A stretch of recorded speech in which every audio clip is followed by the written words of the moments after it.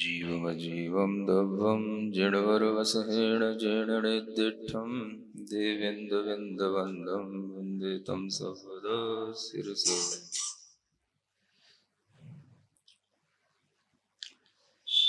गाथा 24 पूरी हो चुकी थी, यही है ना। अथ कायत्व व्याख्याने पूर्वं यत् प्रदेश अस्तित्वं सूचितं तस्य विशेष व्याख्यानं करोति इति एका पातनिका। द्वितीया तु कस्य द्रव्यस्य क्रियन्तः प्रदेशा भवन्ति इति प्रतिपादयति।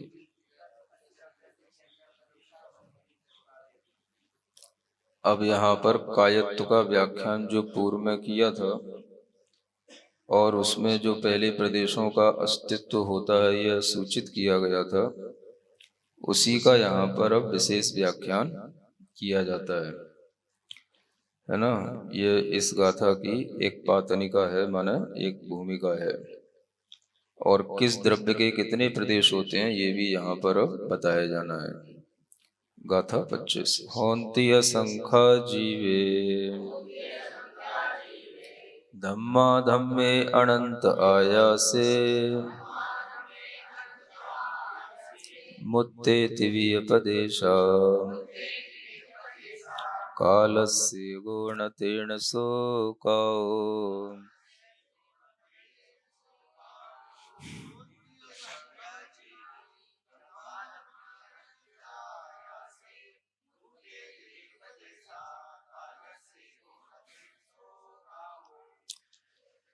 अब यहाँ कहते हैं होन्ति माने होते हैं, असंख्या माने असंख्यात, जीव माने जीव में असंख्यात होते हैं। प्रदेशा माने प्रदेश, एक जीव के प्रदेश कितने होते हैं? असंख्यात होते हैं। धम्मा धम्मे, धर्म और अधर्म द्रव्य में भी प्रदेश असंख्यात होते हैं। आया से अनंत, आकाश में अनंत प्रदेश होते हैं।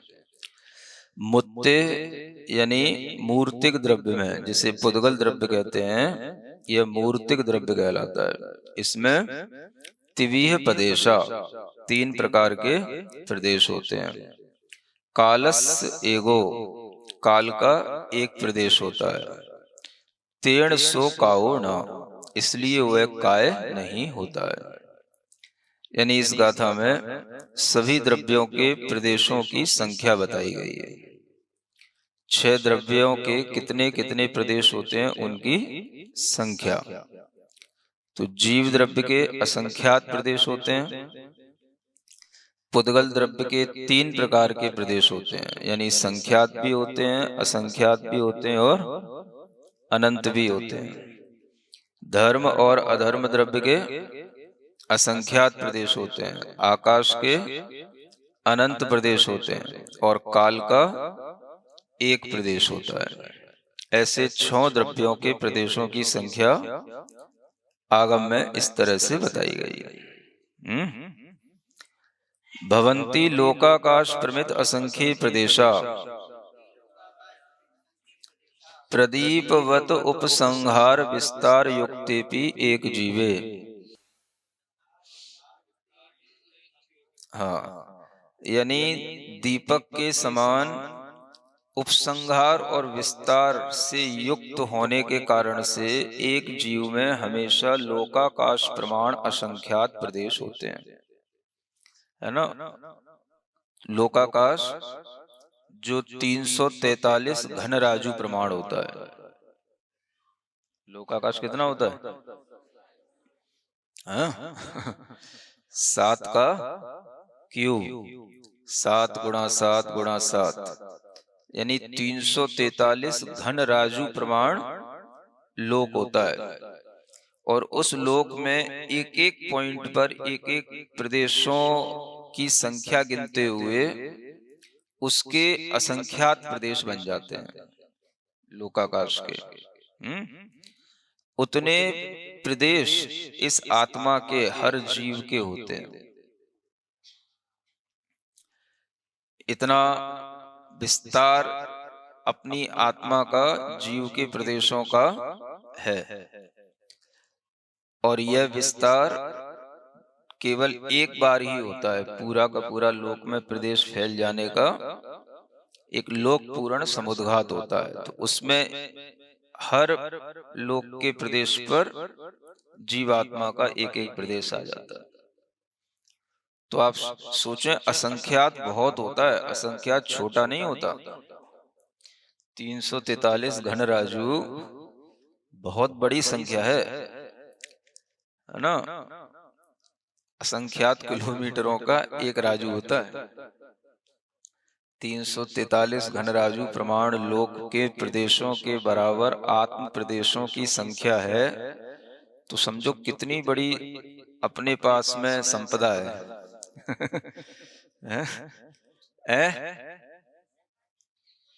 हाँ, वो तो है ही, लेकिन अपने आत्म प्रदेशों की संख्या का भी तो बहुमान आए तो आत्मा का बहुमान आए, कि अपने आत्मा के प्रदेश इतने असंख्यात संख्या में हैं और वो एक छोटे से शरीर में समा रहे हैं अभी, लेकिन है तो असंख्यात ही। वो सभी बिल्कुल छोटे शरीर में छोटे रूप में संकुचित होकर के रह जाते हैं, और अगर बड़ा शरीर होता है जितना बड़ा होगा उतने में ही वो आत्म प्रदेश फैलते चले जाते हैं।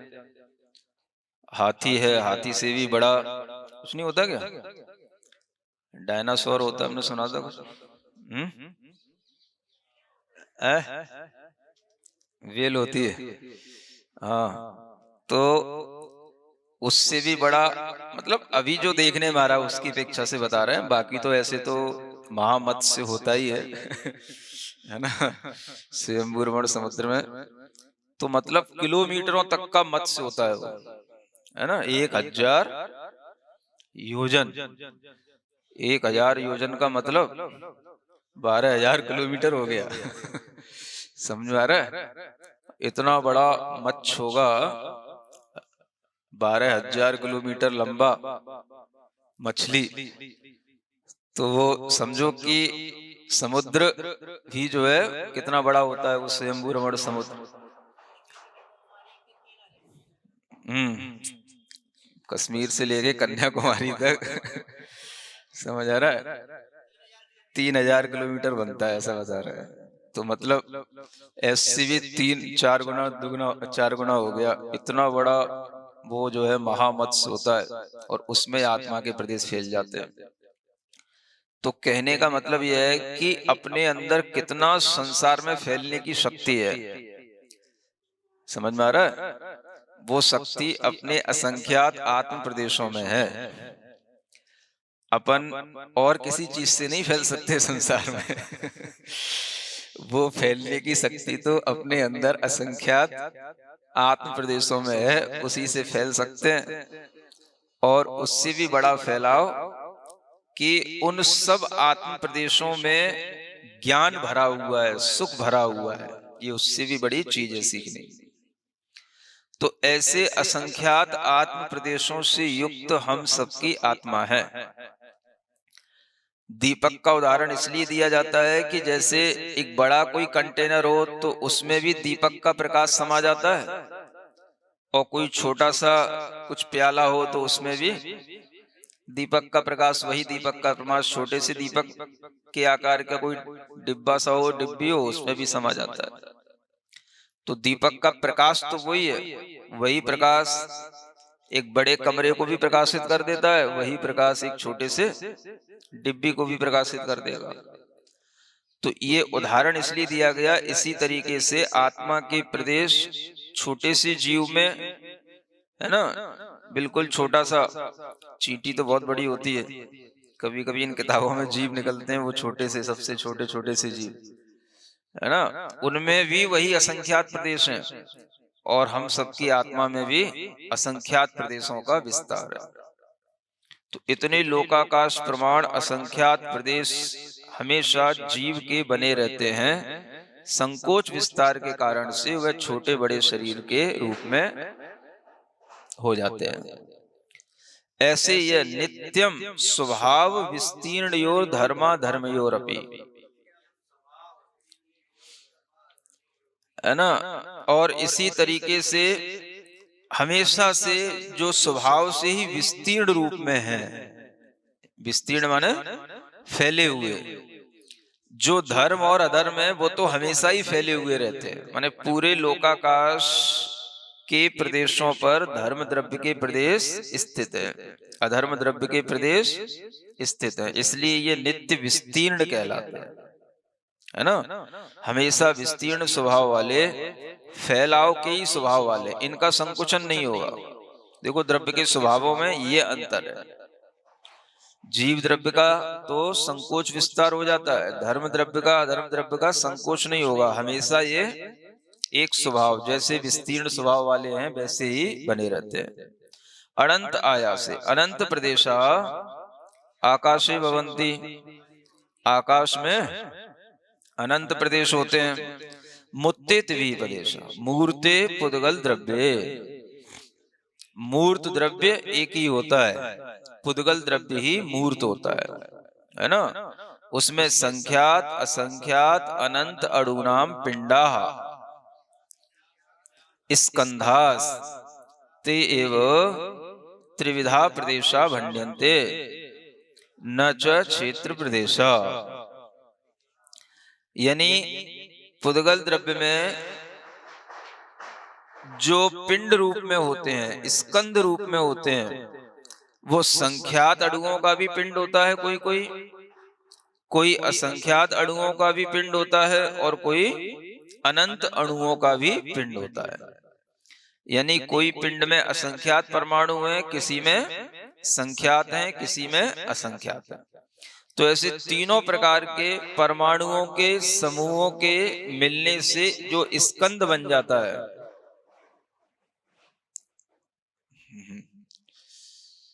सब अपनी अपनी मस्ती में मस्त है इनके स्कंद बन जाते हैं, वे भी तीन प्रकार के प्रदेश वाले होते हैं, इसलिए इनको त्रिविध प्रदेश वाला कहा जाता है।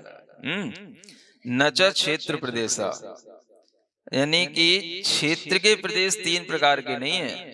माने पुद्गल द्रव्य का जो क्षेत्र है उसमें तीन प्रकार के प्रदेश हो, ऐसा नहीं है। पुद्गल द्रव्य में ही तीन प्रकार के प्रदेशों वाले स्कंद पाए जाते हैं, अलग अलग रूप में, ये यहाँ पर कहा गया है। कस्मात् पुद्गलस्य अनंत प्रदेश क्षेत्रे अवस्थानाभावात् इति,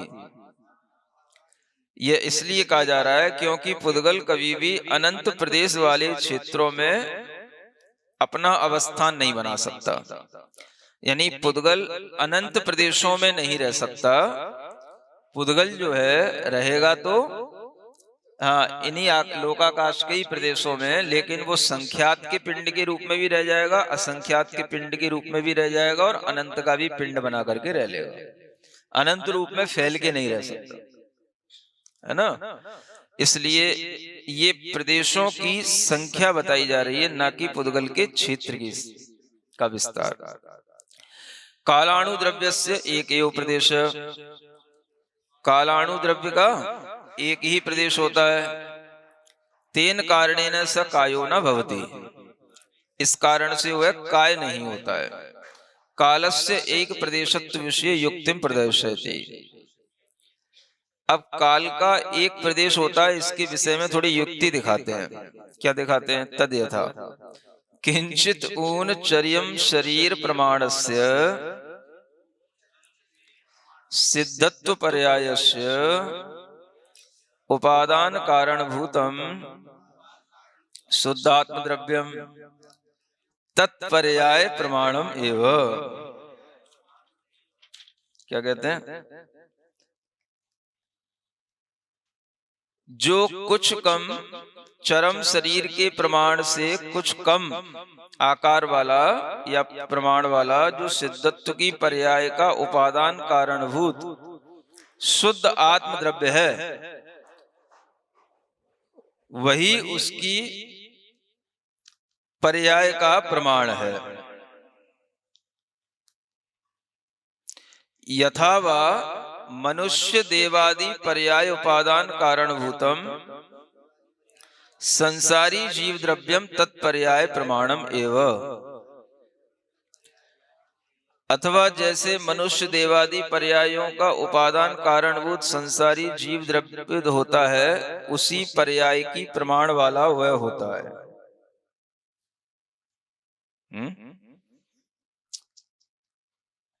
अंतिम शरीर से कुछ कम प्रमाण वाला जैसे सिद्धत्व पर्याय का उपादान कारणभूत जो शुद्ध आत्म द्रव्य है, वह सिद्धत्व पर्याय के प्रमाण ही है। अच्छा, ये कहने का मतलब है कि जो आत्म द्रव्य है वह आत्म द्रव्य उस पर्याय के प्रमाण वाला ही है। कौन सा प्रमाण?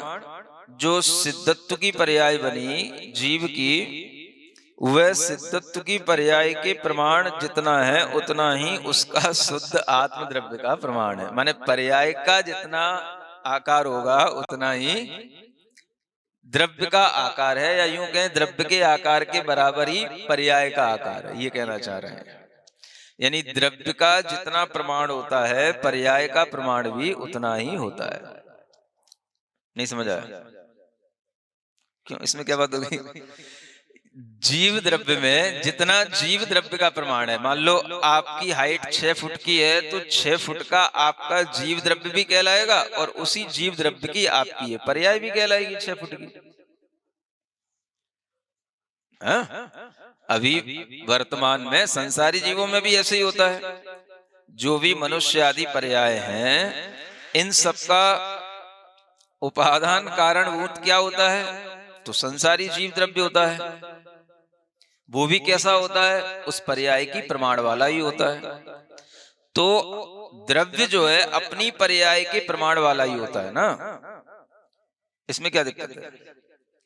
जितना बड़ा मनुष्य होगा उतनी बड़ी उसकी मनुष्य पर्याय हो गई, तो उतना ही बड़ा वह जीव द्रव्य कहलाएगा। जितनी पर्याय की हाइट हो गई उतनी ही द्रव्य की हाइट कहलाएगी। जितनी पर्याय का विस्तार है उतना ही द्रव्य का विस्तार कहलाएगा। उसमें क्या दिक्कत है? तो ये कहना चाह रहे हैं, है ना। चाहे वो शुद्ध जीव में घटा दो, चाहे वो संसारी जीवों में घटा लो, अशुद्ध जीव में घटा लो, पर्याय जो भी उत्पन्न हो रही है, मान लो आपका ये मनुष्य पर्याय है कि नहीं, मनुष्य शरीर, तो आपकी मनुष्य पर्याय का जो मनुष्य रूप में इसका उपादान कारण क्या है? आपका जीव द्रव्य। तो वो जीव द्रव्य भी उतना ही विस्तार वाला है जितनी आपकी मनुष्य की पर्याय है। तो द्रव्य के प्रमाण से ही पर्याय होती है, ये कहने का मतलब है। या यूं कहें द्रव्य कितना है, तो पर्याय के प्रमाण वाला ही द्रव्य है ना। यहां ये बताना चाह रहे हैं, द्रव्य कितना है, तो पर्याय के प्रमाण वाला ही द्रव्य है। इस उदाहरण से क्या सिद्ध करना चाह रहे हैं? तथा, ये तो उदाहरण हो गया है ना। तथा माने उसी प्रकार काल द्रव्यम अपि समय रूपस्य काल पर्यायस्य विभागेन उपादान कारण भूतम अविभागी एक प्रदेश एव भवति। इससे ये सिद्ध करना चाह रहे हैं। दिमाग तो बहुत लगाया है इसमें, मतलब टीकाकार ने बहुत बुद्धिपूर्वक सब चीजें लिखी हैं, दिमाग तो बहुत लगाया कि काल द्रव्य भी समय रूप काल की जो है पर्याय है। काल पर्याय जो है वो समय रूप है। काल की जो सबसे छोटी पर्याय है वो क्या है? समय रूप है। तो समय भी उसी तरीके से है जैसे काल द्रव्य है। यानी काल पर्याय के विभाग से ही उपादान कारण भूत अविभागी एक प्रदेश वाला ही काल द्रव्य है। यह भी इसी से सिद्ध हो जाता है। यानी काल का एक प्रदेश होता है, इसको सिद्ध करने के लिए यह युक्ति यहां पर बताई गई। काल का एक प्रदेश क्यों होता है? क्योंकि काल पर्याय का उपादान कारणभूत जो काल द्रव्य है वो भी अविभागी पुद्गल परमाणु बराबर ही होता है, और वो भी एक प्रदेश वाला ही होता है ना। इसलिए उस काल का एक प्रदेश पना सिद्ध हो जाता है, और उस एक प्रदेश की जो पर्याय निकल रही है वो भी एक समय की पर्याय है, वो भी एक समय की पर्याय उस एक प्रदेश से ही नापी जाती है। यानी एक समय की पर्याय उस काल द्रव्य की एक प्रदेशी पने की सिद्धि कर रही है, ये कहने का मतलब है। जैसे जीव द्रव्य में जितना पर्याय का प्रमाण है उतना ही द्रव्य का प्रमाण है, ऐसे बताया ना। उसी तरीके से काल द्रव्य की पर्याय कौन सी? एक समय। तो उस एक समय का जितना प्रमाण है वही उस काल द्रव्य के अणु का प्रमाण है, कालाणु का प्रमाण। वो आगे बता रहे हैं, है ना। अथवा मंद गत्या गच्छत पुद्गल परमाणु एकाकाश प्रदेश पर्यंतम एव काल द्रव्यम गते सहकारी कारणम भवति ततो ज्ञायते तदपि एक प्रदेशम एव।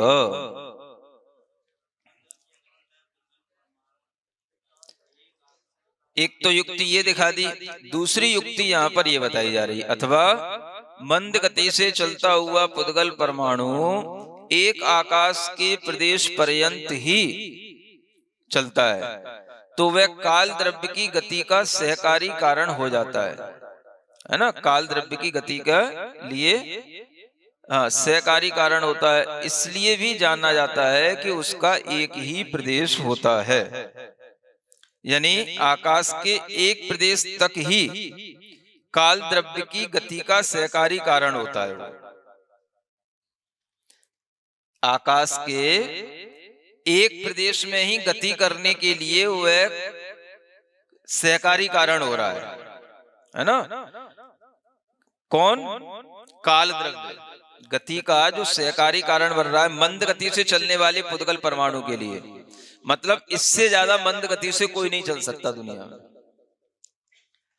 जो पुद्गल परमाणु की मंद गति है जिसके कारण से वह एक आकाश के प्रदेश का या एक परमाणु का उल्लंघन कर रहा है, उसमें भी वह काल द्रव्य सहकारी हो रहा है, तो उससे भी यह जाना जाता है कि काल द्रव्य भी एक प्रदेश वाला है, क्योंकि वह एक प्रदेश के माध्यम से ही एक समय का वह गति कर पा रहा है। यानी काल द्रव्य की प्रदेश की संख्या उसके सूक्ष्म परिणमन से नापी जा रही है। समय रूप जो सूक्ष्म परिणमन है, तो समय उसकी पर्याय है, तो उसकी जो सूक्ष्म पर्याय है वही सूक्ष्म पर्याय उस काल द्रव्य की सिद्धि कर रही है, ये कहने का मतलब है। जैसे जीव की सूक्ष्म पर्याय सिद्धत्व पर्याय है, तो वह भी उसके उस शरीर रूप द्रव्य की आत्म शरीर रूप द्रव्य की सिद्धि कर रही है। उसी तरीके से यह काल द्रव्य की पर्याय जो एक समय की है ये बता रही है कि कालाणु भी एक अणु वाला होता है, एक प्रदेश वाला होता है। इस तरह से यहाँ पर ये युक्ति देकर के कालाणु में एक ही प्रदेश होता है ये सिद्ध किया गया, क्योंकि उसका सबसे सूक्ष्म पर्याय प्रथम पर्याय उसकी एक समय वाली होती है। ये यहाँ पर एक युक्ति लगाई गई है ना।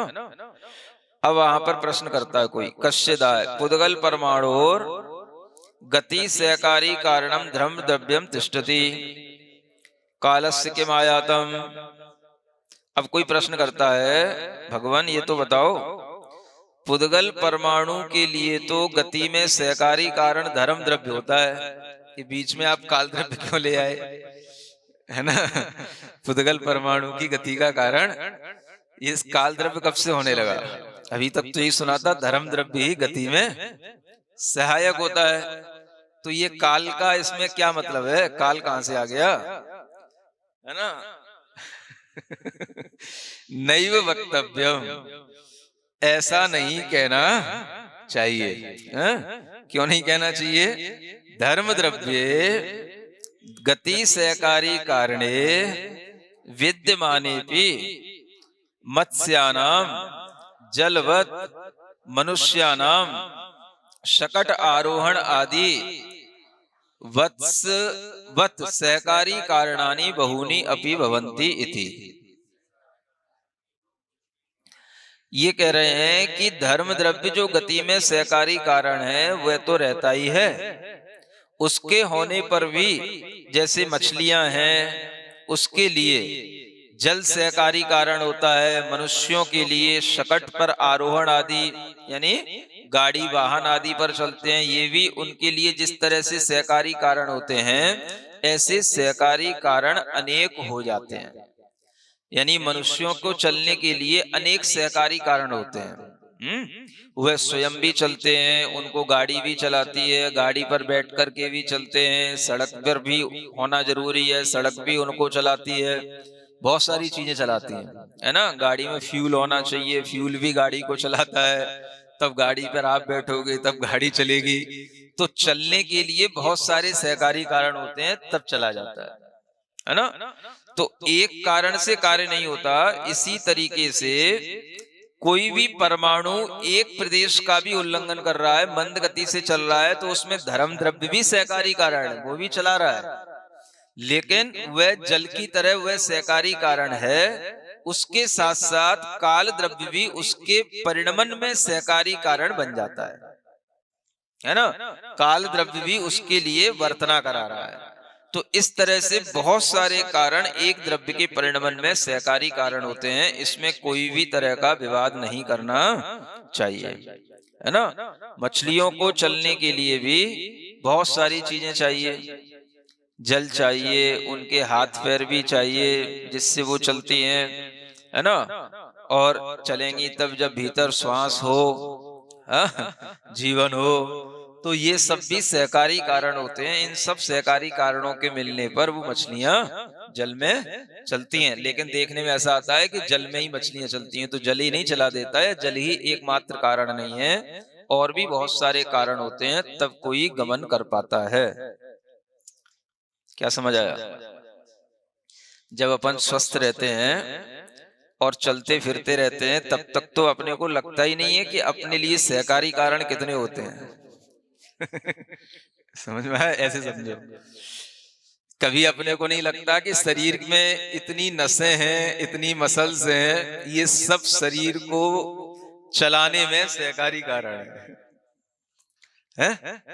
कहीं कोई नस, है ना, कितनी नसों का जाल फैला है, कितनी मसल्स हैं, ये सब सही रहेंगी तो हम आराम से उठ जाते हैं, बैठ जाते हैं, चल जाते हैं।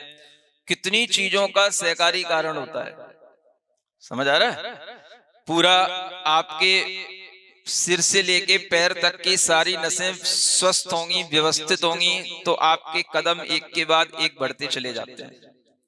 उसमें भी आपके फेफड़े साथ होंगे, आपके श्वासोच्छ्वास साथ होगी, आपकी शक्ति साथ होगी, तो वह आगे बढ़ोगे आप।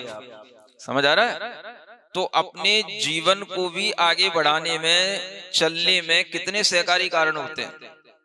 आयु, कर्म है, शरीर है, पर्याप्तियां हैं, प्राण है, बल है, सब चीजें मिलकर के आपको चलाते हैं, उठाते हैं, बैठाते हैं। ये कब समझ में आता है? हाँ, जब कहीं एक नस थोड़ी सी चमक जाए, इधर की उधर हो जाए, या कहीं थोड़ा सा भी उसमें हलचल आ जाए, कहीं उसमें स्ट्रेस आ जाए, कुछ भी, तब समझ में आता है कि वो एक नस है तो एक जगह की, लेकिन वो पूरी शरीर की गतिविधि को डिस्टर्ब कर देती है। मतलब कि आप खड़े भी नहीं हो सकते सीधे। समझ आ रहा? जब इस तरह का किसी को कमर में या कहीं पर कोई नस आदि में कोई ऐसे दर्द हो जाता है, तो जैसे बुढ़ापे में जैसे दादी माँ होती ना, बिल्कुल उनकी कमर झुक जाती है ऐसी दुखो माँ की तरह, बिल्कुल ऐसी वो कमर बिल्कुल ऐसी हो जाती है, सीधी करो तो सीधी नहीं होती। समझ आ रहा है? एक तब समझ में आता है कितने सहकारी कारण होते हैं। उसके अलावा जो भी उन नसों को भी पुष्ट रखने वाले कोई भी तरह के विटामिन्स हैं, प्रोटीन्स हैं, वो भी सब उसमें सहकारी कारण है। कोई भी तरह की कमी कहीं पर आ जाती है तो गाड़ी हाँ इधर उधर होने लग जाती है। तो तब समझ में आता है कितने सहकारी कारण होते हैं एक शरीर को भी चलाने के लिए। समझ आ रहा है? एक शरीर भी ऐसे ही नहीं चल जाता। जब स्वस्थ होते हैं तो जल्दी से बैठ जाते हैं, जल्दी से उठ जाते हैं, दौड़ जाते हैं, सब कुछ कर जाते हैं, कुछ पता नहीं पड़ता है ना। और एक नस जब हिल जाती है तो फिर कैसे बैठना, कैसे उठना, एक एक क्षण का फिर समय याद आने लग जाता है। वो तो सब डिस्टर्ब, तो फिर एक से बहुत सारी चीजें जुड़ी रहती है, तो एक डिस्टर्ब होगा तो सभी डिस्टर्ब होते हैं, है ना। तो कहने का मतलब यह है कि सहकारी कारणों पर भी थोड़ा सा ध्यान दिया करो। उपादान कारण तो बहुत चिल्लाते हैं लोग, समझ आ रहा है। वो उपादान कारण होते हुए भी अनेक सहकारी कारणों से कार्य होता है, और एक सहकारी कारण कहीं पर भी डिस्टर्ब हो जाता है तो पूरा उपादान कारण समर्थ होते हुए भी कार्य नहीं कर पाता। उपादान कारण तो समर्थ है ही, वो तो वहीं की वहीं है, डिस्टर्ब किसने किया। समझ आ रहा। नस आपकी थोड़ी सी कुछ भी वीक हो गई या इधर से उधर हो गई या कुछ भी हो गया तो उपादान कारण तो वही था ना। 4 दिन बाद वो ठीक हो गई तो उपादान कारण तो वही था ना। तो उपादान कारण ने आपकी गति रोकी, आपको पीड़ा दी, आपको डिस्टर्ब किया, या सहकारी कारण ने किया। समझ आ रहा है।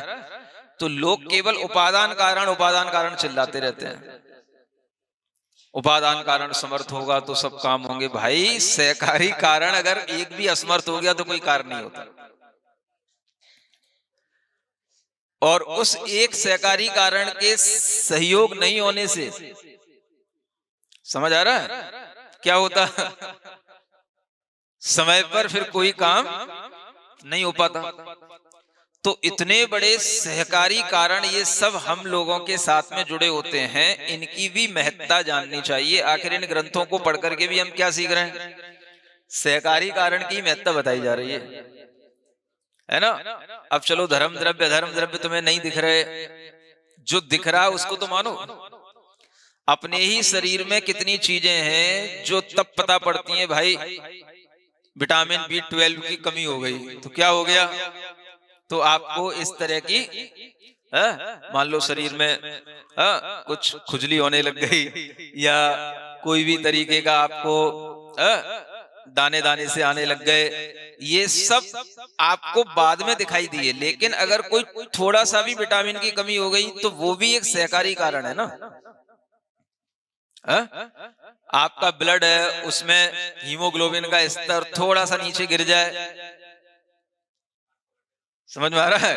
हाँ, तो आप फिर गति नहीं कर सकते, मेहनत नहीं कर सकते।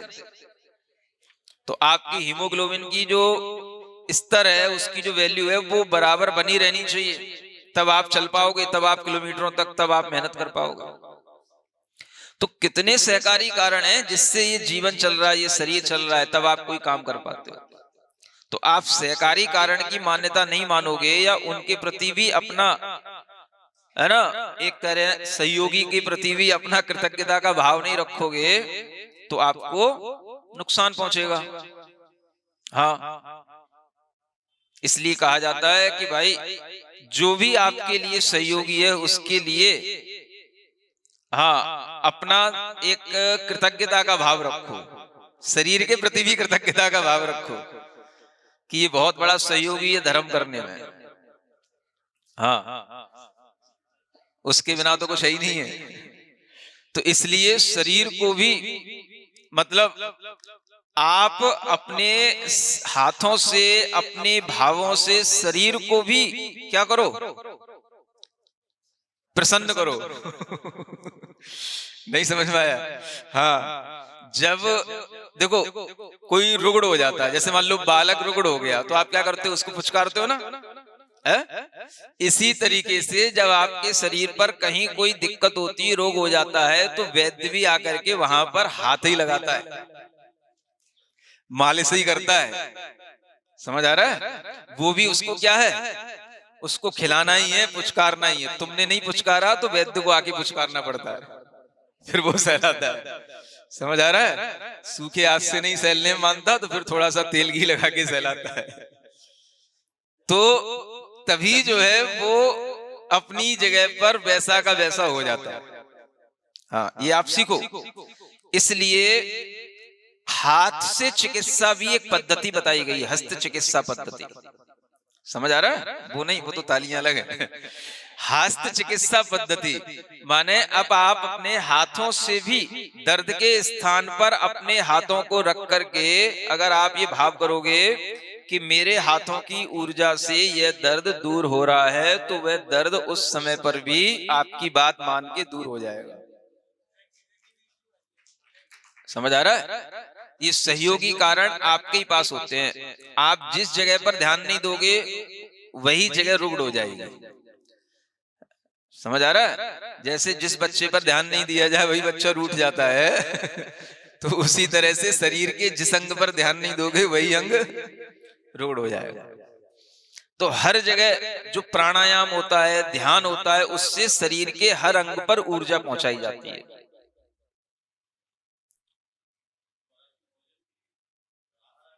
समझ आ रहा? आहार आदि भी पूरे शरीर में पहुंचने के बाद भी आपको योग ध्यान के माध्यम से अपने पूरे शरीर में ये महसूस करना, मेरा पूरे शरीर में शक्ति का प्रवाह है, ऊर्जा चल रही है।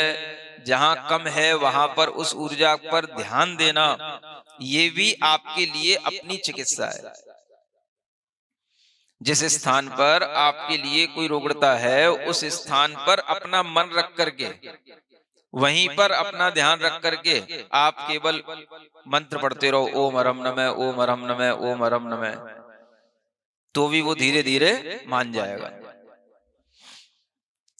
समझ में आ रहा है? तो हर सहयोगी कारण को भी साथ में रखना पड़ता है, मना करके उसको भी रूठना नहीं पड़ता। नहीं वो रूठेगा तो आपकी गाड़ी बिगड़ जाएगी, है ना? तो ये बताया जा रहा है, एक कार्य के लिए अनेक सहकारी कारण होते हैं। इसलिए काल द्रव्य भी है, धर्म द्रव्य भी है, अधर्म द्रव्य भी है। ये तो ऐसे हैं, हमेशा सहकारी हैं। इन पे आप ध्यान नहीं भी दोगे तो चल जाएगा, है ना? लेकिन और जो सहकारी कारण हैं स्थूल रूप से, उन पर अगर आप ध्यान नहीं दोगे तो आपके लिए दिक्कत आ जाएगी। श्वासोच्छ्वास है, जब आप प्राणायाम करेंगे तो आपको श्वासोच्छ्वास पर ध्यान जाएगा, तो आपके लिए वह श्वासोच्छ्वास सहकारी कारण बनेगा, आपके फेफड़ों को शक्ति मिलेगी। तो योग ध्यान एक तरह से शरीर की हर गतिविधि पर ध्यान देने के लिए है। सहकारी कारण को पुचलाने के लिए, क्या बोलते हो, पुचकारने के लिए है, सहलाने के लिए है, सहकारी कारण को भी महत्व देने के लिए है ना? तो योग ध्यान से जो भी शरीर के सहकारी कारण हैं वो सब स्वस्थ बने रहते हैं। हाँ भाई, हम पर भी ध्यान दिया जा रहा है। योग ध्यान से आपके शरीर के सब अंगों पर ध्यान पहुंच जाता है। इसलिए थोड़ा सा योग ध्यान भी करना चाहिए। समझ आ रहा है? हाँ, ऐसे नहीं बस सुबह उठे, चाय पी, कुल्ला किए और चल पड़े, कोई मतलब ही नहीं है सुबह से शाम तक शरीर क्या कर रहा है, कहाँ जा रहा है। तो ये सब भी सहकारी कारण पर ध्यान नहीं दोगे तो किसी एक दिन वह बिल्कुल ही तोड़ देगा आपको। इस तरह से इससे ये समझना। अब यहाँ पर एक वाक्य कहा गया है जो पंचास्तिकाय में आया है, तदुच्यते पुग्गल कर्णा जीवा खंदा खलु काल कर्णादु इति उक्तम श्री कुंदकुंद आचार्य देवई पंचास्तिकाय प्रावर्ते। ऐसा कुंदकुंद आचार्य ने पंचास्तिकाय में कहा है। अस्य अर्थ कथ्यते, अब इसका अर्थ बताते हैं। धर्म द्रव्ये विद्यमाने भी जीवानां कर्म नो कर्म पुद्गला गते सहकारी कारणम भवन्ति। देखो, धर्म द्रव्य तो रहता ही है, उसके रहने पर भी जीवों के लिए भी कर्म नौकर्म पुद्गल गति में सहकारी कारण होते हैं। अब देखो वही बात इन्होंने यहाँ कही, जीवों के लिए सहकारी कारण क्या है? कर्म और नौकर्म पुद्गल। हम जो चीजें बता रहे हैं वो सब आपको इसी का विस्तार बता रहे हैं। सब नौकर्म पुद्गल। शरीर क्या है? नौकर्म में पुद्गल है ना। कर्म क्या है? वो भी पुद्गल है। तो कर्म भी सहकारी कारण है।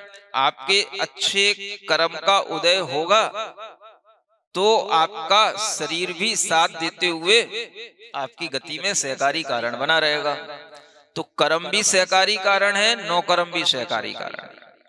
तो पुद्गल जो होते हैं वो गति के लिए सहकारी कारण होते हैं। तो इसलिए ये जो वाक्य आया है, पुद्गल करना जीवा, जीव जो होते हैं ये पुद्गल के कारण से गति करते हैं। जीवों में जो भी करण माने क्रियाएं होती हैं वो सब पुद्गल जन्य होती हैं। जीव किससे चल रहा है? पुद्गलों से चल रहा है। चाहे वो कर्म पुद्गल हो चाहे नो कर्म पुद्गल हो। तो जीव के लिए पुग्गल करना जीवा है ना। खंदा खलु काल करणादु। और स्कंद जो होते हैं ये काल के कारण से ये चलते रहते हैं। माने पुद्गलों में गमन जो होता है, स्कंद में जो क्रियाएं होती हैं वो काल के कारण से होती हैं। हाँ, पुद्गल का जो परिणमन हो रहा है वो काल के कारण से हो रहा है। यानी अपना शरीर बदलता जा रहा है, अवस्थाएं शरीर की बदलती जा रही हैं। किससे? इसमें काल द्रव्य सहकारी है। समझ आ रहा है? खंदा खलु काल करणादु और जीवा पुग्गल करना। जीव में जो क्रियाएं हो रही हैं वो पुद्गल के कारण से हो रही हैं। अब तुम कर लो, क्या करोगे? अगर तुम्हारा कर्म पुद्गल नो कर्म पुद्गल तुम्हारा साथ नहीं देगा, जीव का उपादान उपादान चिल्लाते रहोगे, कुछ नहीं होने का। जीव में जो भी क्रियाएं होती हैं वो किससे होती हैं? पुद्गल के कारण से होती हैं। इतना बड़ा वाक्य लिखा है आचार्य कुंद ने, ये भी पंचास्तिकाय का ये वाक्य, पुग्गल करना जीवा खंदा खलु काल करना। समझ आ रहा है? तो उपादान कारण चिल्लाने वालों, थोड़ा सा ये भी सोचो कि उसको चिल्लाने के लिए भी सहायक तुम्हारा नौ कर्म ही है ना। जिसके कारण से हम बोल पाते हैं, वह बोलना भी एक क्रिया है, ये भी पुद्गल के कारण से हो रही है। समझ आ रहा है? गले में कुछ भी फंस जाए तो बोलना बंद हो जाए, श्वास थोड़ी सी ऊपर नीचे हो जाए तो बोलना बंद हो जाए। समझ आ रहा है? एक बोलने के लिए भी बहुत सारा पुद्गल सहायक होता है। समझ आ रहा है? दिमाग ब्रेन काम करता रहे, ब्रेन भी क्या है? सब पुद्गल है? आप जिससे बोल रहे हो श्वास के साथ में वह शब्द बाहर निकल रहे हैं, पूरा वह शब्दों की जो रचना होती है वो हृदय से लेकर के मस्तिष्क तक होती चली जाती है। कोई भी पार्ट कहीं पर भी डिस्टर्ब होगा तो आप बोल भी नहीं पाओगे।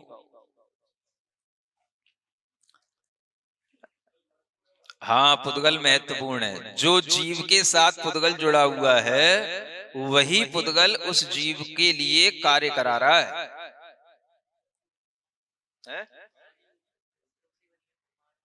क्या चीज? हाँ, सब कुछ पुद्गल से ही तो बना है। शरीर तो पुद्गल का ही बना हुआ है ना। तो ये पुग्गल करना जीवा, ये वाक्य पढ़ो पंचास्तिकाय के। जीव किससे चल रहा है? पुद्गल के कारण से चल रहा है। उपादान उपादान चिल्लाते रहते हैं। वो सब एक ही बात है। निमित्त कहो, करण कहो, कारण कहो, हेतु कहो, सहायक कहो, सब एक ही बात है। समझ आ रहा है? तो इतना बड़ा ये वाक्य है। तो जीव में क्रिया पुद्गल से होती है और पुद्गल में क्रिया काल के कारण से होती है। समझ आ रहा है? कोई भी पुद्गल है, मान लो ये किताब है, आप रखी रहोगे, अपने आप ये काल के कारण से जीर्ण हो जाएगी। उसमें क्रिया हो जाएगी अपने आप काल के कारण से। समझ आ रहा है? कोई भी सामग्री है शाम तक रखी रहेगी अपने आप उसमें, हाँ, वो सूख जाएगी, जीर्ण हो जाएगी, अपने आप उसमें क्रिया हो जाएगी काल के कारण से। कौन सहयोगी बना रहा है उसके लिए? काल। तो पुद्गल के लिए काल सहयोगी कारण है। स्वभाव तो सबका रहता है अपना अपना, पुद्गल का स्वभाव बना रहेगा, लेकिन उसके लिए सहयोगी कौन? पूर्ण गलन तो स्वभाव है, लेकिन वह पूरेगा कि गलेगा, ये जो है उस पुद्गल के स्वभाव के साथ साथ काल पर डिपेंड करेगा। काल उसको अपने आप गलाता चला जाएगा। हाँ, सब चीजें उसी में आ जाएंगी। वस्तु की मर्यादा है, क्योंकि काल जो है वो आटा मसाला सब कुछ उसको खराब करता चला जाएगा ना, जीव उसका जीर्ण करता चला जाएगा। क्या शुद्ध जीव का? सिद्ध जीव का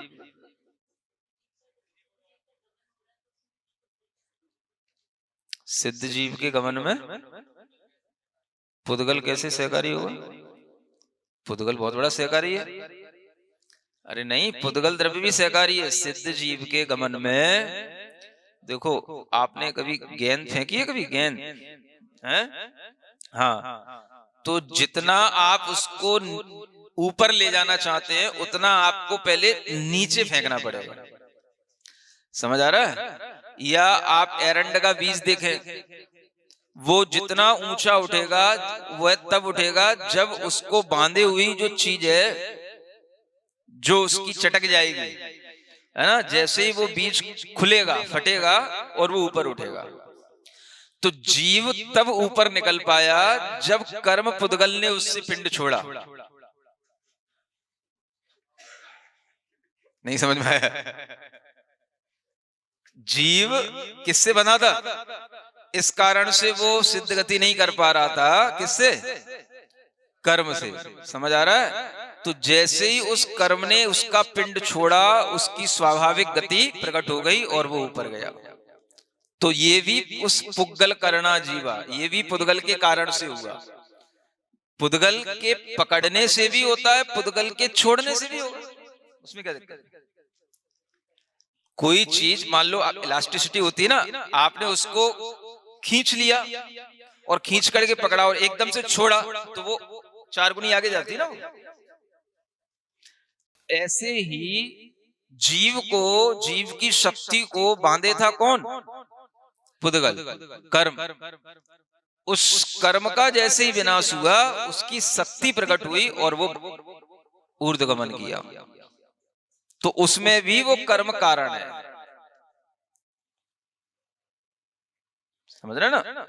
तो कर्म क्षय भी कर्म के ही कारण, वो भी एक कारण है ना। नहीं समझ में आ रहा?